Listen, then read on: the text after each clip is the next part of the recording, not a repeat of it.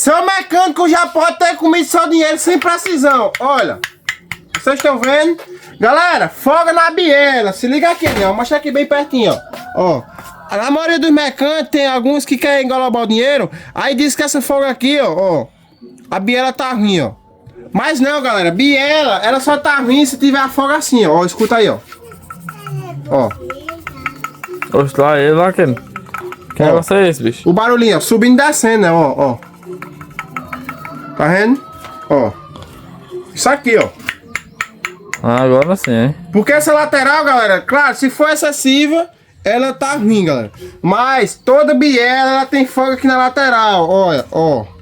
Mas essa daqui foi pro saco. Pode ver que ela não roda, ó. Travou, tá vendo? Ó. Travou, ó. Ou seja, tá ruim, galera. E a folga da biela que você tem que fazer é assim, ó. A moto tá aqui no lugar, né, montadinha, ó. A moto? A biela, cara. Claro que era a moto, olha mais lá, cara. Por isso que a moto tava no lugar aqui. Não, a moto tá aí, não. Tá vendo a moto aí? Ó. A biela tá assim, galera, ó.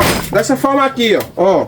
Aí os mecânicos vão aí. Ó, tá com folga, tem que trocar. Não, galera, você vai testar assim, ó.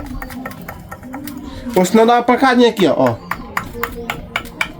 Se tiver fazendo esse barulho, ó.